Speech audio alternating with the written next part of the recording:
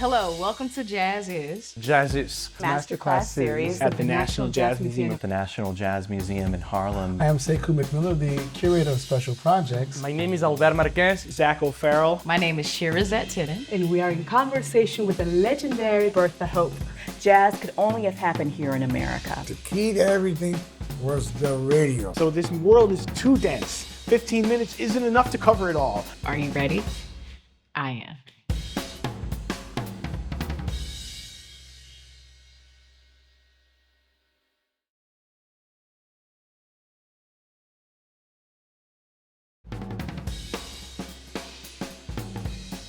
Puerto Ricans have been a part of this history from the beginning.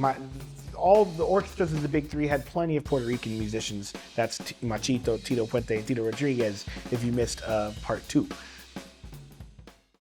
Welcome to part 4 of the Jazz History Tree, our particular Latin jazz branch. I'm Zack O'Farrell, and today we're talking about the music of all of the Americas. Last time we talked about the New York sound, right? And in fact, the last 2 episodes we talked specifically about New York. Which I think is inarguably a really important thing to spend time on when talking about the history of jazz and how it relates to Latin music and Latin rhythms. But we left off with Andy and Jerry Gonzalez, who gave us the blueprint after about 100 years of co-development of these musics. They gave us the blueprint for what is it when they are truly together on equal footing. And that blueprint, people just took it and ran with it over the last 30, 40 years, right? So we're going to do a survey of countries and artists that you maybe haven't thought about maybe we in New York we're probably not even aware of, right? We can start with some of the easy ones that we were aware of, right? We talked about Cuba a lot, but there's also Puerto Rico, right? There's artists introducing Puerto Rican rhythms like bomba, like plena into this music, right? And also, I have to say, I paid a lot of attention to the Cubans. To the Cuban side of things. The Puerto Rican side of things was in New York for at least as long, if not longer, than the Cuban side, right? We have composers like Rafael Hernandez writing one of probably to explain what the song Obsession is for jazz musicians. When I suggest they learn it, I say it's like all the things it's like the Latin American equivalent of All the Things You Are. He wrote it while living in New York. We have James Reese Europe's Hellfighters, the jazz band that, of course, Jason Moran is bringing back into our consciousness with great insight. His band had a lot of Puerto Ricans in it, right? So Puerto Ricans have been a part of this history from the beginning. All the orchestras of the Big Three had plenty of Puerto Rican musicians. That's Machito, Tito Puente, and Tito Rodriguez, if you missed part 2. But there have been musicians since Fort Apache in following that blueprint of how do we bring bomba and plena into this modern jazz context. We have musicians like Papo Vasquez with his band the Pirate Troubadours. We have musicians like Miguel Zenon, MacArthur Genius Grant winner, and personally for me, Esta Plena is one of my favorite records of all time, and it goes so deep into what is plena and how it can interact with modern jazz. We have a younger generation of musicians like Mario Castro, right? Fernando Garcia, Victor Pablo Garcia, right? Then, of course, there's the other major Caribbean Latino group that's been present in New York for just about the whole time as well, from the Dominican Republic, right? We have rhythms like merengue and bachata, and there's also some other deep stuff in DR that we're not hip to, that owes a lot to its shared island with Haiti, which we'll get to that too. Right? We have older musicians like Mario Rivera, who was an essential member of all 3 of the Big Three's orchestras, and then continued being present in the jazz and salsa scenes, playing with Art Blakey, right? Playing with Eddie Palmieri. He was back and forth between these scenes for that entire time period that I had to gloss over when these musics were separate again, right? Mario Rivera was the glue that held this music together for so many of us in New York.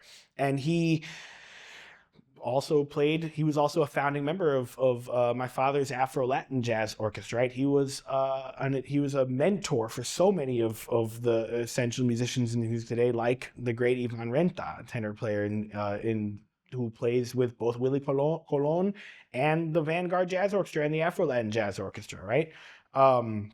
And then in the musicians with roots in the Dominican Republic or from the Dominican Republic themselves who are playing today. Yasser Tejeda has an incredible project. And he's doing astounding work, blending these, going deep into Dominican roots music, along with his great percussionist, Jay Black, Jonathan Troncoso, right? They're doing incredible explorations and incredible developments in this music. And to the more avant-garde musicians like Alfredo Colon, who's starting to be like, oh yeah, I gotta dig into my roots and pull this stuff out. And this gets deep because now we start talking. We can't not talk about Colombia, right? Because there have been so many Colombian musicians in New York throughout this whole time. So this is just the Spanish-speaking Caribbean, right? And what if we can't ignore Haiti in this story, right? Haiti has played such a fundamental role in the development of Cuban music in Cuba, right? Not to mention its own musical history, right? And so we have musicians like Godwin Louis, Jonathan Michel, who have been exploring Obed Calvert, who have been exploring what do our Haitian roots mean in this music for us, right? And I have to give a lot of credit to my father, Arturo O'Farrell, and the work he's done with the Afro-Latin Jazz Orchestra. He's done some really incredible work in bringing other musics from the Americas into the conversation in jazz, right? Like we can talk about Peru, right? We can talk about Afro-Peruvian music, Festejo and Lando, right? And the introduction of the cajon in this music, right? The cajon, if you are a person from the United States, your conception of the cajon is likely going to be folk music or rock music, where there's not enough amplification for there to be a drum set, right? If you're a hipper American, maybe you recognize the cajon from flamenco, right? But most people don't even realize that we get the cajon in pop music from flamenco. In flamenco, the cajon was introduced into flamenco in the 70s and 80s via contact with musicians from Peru, right? The cajon was an instrument of resistance. The cajon is an instrument, it's a box that you play with your hands, and it has a sound hole. It was developed because enslaved peoples were not allowed to have drums, right? So when you don't have drums, but music making is a human necessity. I think that's kind of the secret theme of all of this. I think that's probably the secret theme of the entirety of the Jazz Is series, right? Music making is a human necessity, right? So in the absence of being able to have drums, what do? A wooden box. Any percussionist will tell you wood feels great to play with your hands. Wood is nice. Wood feels good for your hands. You can get a sound. It's resonant. So you develop a box that is designed specifically to be resonant. That way you can be playing and partying, and when someone comes to check what's going on, you're like, oh, nothing. We're sitting here on these boxes miserably, right? But really, you're there playing. You're there making music, right? So what's deep about Peru is we know about the cajon, but do you know about the cajita, the church collection box? It's a box. It's got a lid with a handle, and you have a stick. And you take that church collection box when church lets out on Sunday afternoon. You take it with you. You grab a stick, And now via closing the box and hitting it with the stick, you have two distinct sounds. You can go, oh, daka, daka, daka, daka, daka, daka. And that with the cajon, that's I have a good friend from who's a great pianist in New York named Jason Villamar, whose parents are from Peru, when I first got hip to festejo, he said to me, "Oh yeah, my whole life I've known that all you need to make the best music in the world is a good singer, a guitar, and a cajon." And it's true. Don't even get me started on the quijada, the donkey's jawbone that rattles, that the vibroslap is based on, right? You scrape the teeth with a stick, hit the mandible with your hand, and the whole thing rattles, right? Peru is deep. And then a neighbor of Peru's, Colombia, is another deep country, right? Because Cartagena was